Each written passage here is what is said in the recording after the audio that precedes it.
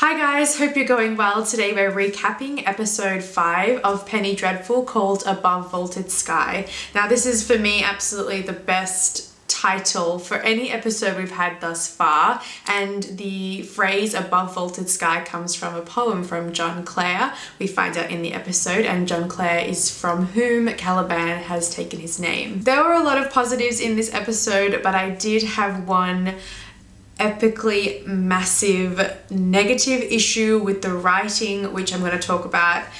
We'll get to that a little bit later, but first let's get into the episode. What a way to open up the episode with the voodoo dolls, or the fetishes, whatever you call them, and Madame Kali poring over the doll who is the replica of Sir Malcolm's wife Gladys. Now I just, firstly, again, I've said before, the dolls are super creepy, and I didn't know how they were going to approach this whole voodoo thing, and it was either going to be quite cheesy and lame, but I think that they've done it so well as Madame Kali's poring over these dolls and reciting these verses, and then when she cracks apart the skull, like the porcelain skull, to reveal a living brain inside, then she starts poking it with those needles. Oh, Madame Kali is doing the dirty work and inciting the madness. It's actually Gladys who does the deed by her own hand, thereby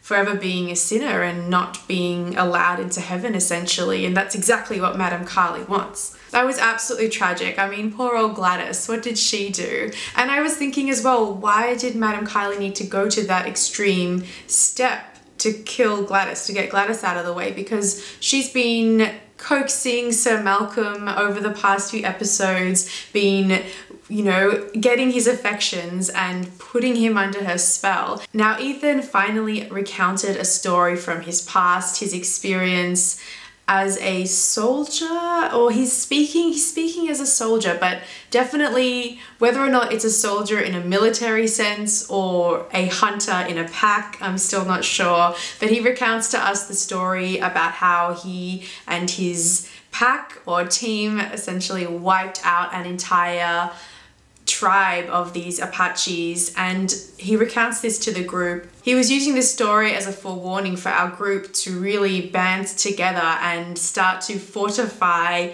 the mansion in a new way, putting on those iron doors and doing enchantments and spells around, each to their own, each going about it their own way as best that they know how. They know now who their enemy is, and they know that the Nightcomers have abilities to be things that are not what they seem. So they should be very cautious about everybody that's around them, and every time that they step out of the mansion, they should be on high alert. It's then kind of annoys me that Sir Malcolm especially knows this. He's even been warned by Ferdinand Lyle, who is in leagues with Madame Kali, and gives a very subtle warning to Sir Malcolm that Madame Kali is someone to be wary of. So there's the first red flag that Sir Malcolm should have. And then they're fortifying the mansion, and next thing you know, Sir Malcolm's out at a party or out at the opera seeing Wagner, and Madame Kali pricks him with her ring, which we've seen this ring before in past episodes.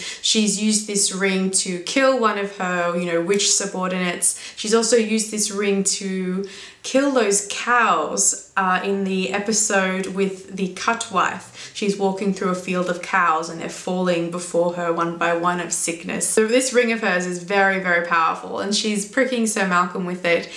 And he feels the prick and he reacts, but he still doesn't put two and two together that something might be happening, and that was kind of a bit annoying for me, that he was so easily bamboozled by her and put under her spell. Speaking of things that bothered me a little bit, this next one is probably the biggest deal breaker that I've ever seen on the series, because I've been waiting for this moment, the moment that Vanessa Ives meets Lily, meets Dr. Frankenstein's latest creation, Lily, formerly known as Brona Croft. Now, Brona and Vanessa do have a past together. They have met each other before. They might not be best friends, but they've certainly interacted before in the past. So even though Dr. Frankenstein has gone about changing up her appearance and dyeing her hair and dressing her in different clothes and changing her accent, I was really hoping that Vanessa would know at least suspect. For me, it is absolutely, I was really disappointed by that. I think for all that Vanessa is, and she's the most intelligent, the most cluey of the bunch of the dark powers going on around her, that she really should have recognized Lily in some capacity. And even if she didn't recognize her for the sake of the story, I think she should have at least had some kind of inkling in the back of her mind that something sus was going on between the two of them. Anyway, that's just a personal gripe of mine. I know it's not the be all and end all, and maybe it doesn't really harbor the story whatsoever. I just was hoping, I thought that would have caused more conflict if Vanessa became more involved in that storyline, in Dr. Frankenstein and Lily, as their relationship, the two of them, is progressing as well. Which brings us to the thunderstorm of sex, which was how we ended this episode, which was kind of insanely crazy. I was pretty shocked. Dorian and Angelique's sex scene together, which is meant to be quite risque, I guess, I was feeling very blasé about. Wasn't really interested. I was more taken with Lily and Frankenstein finally getting together. There is so many incestual feelings I have about the two of them. You can see the point where Frankenstein acknowledges that he has crossed the line, but he can just no longer fight off his own desires. This, of course, does not bode well for poor Caliban / John Clare. He has his intentions set on Lily, of course, who he wanted to be his perfect mate, but you know, that's inevitably not going to happen. They were some of my thoughts on this week's episode of Penny Dreadful. Thank you so much for watching. Make sure you comment in the comment section down below and let me know what you're thinking of this episode and of the series in general. I'd really like to know. And I will see you guys for next week's episode recap.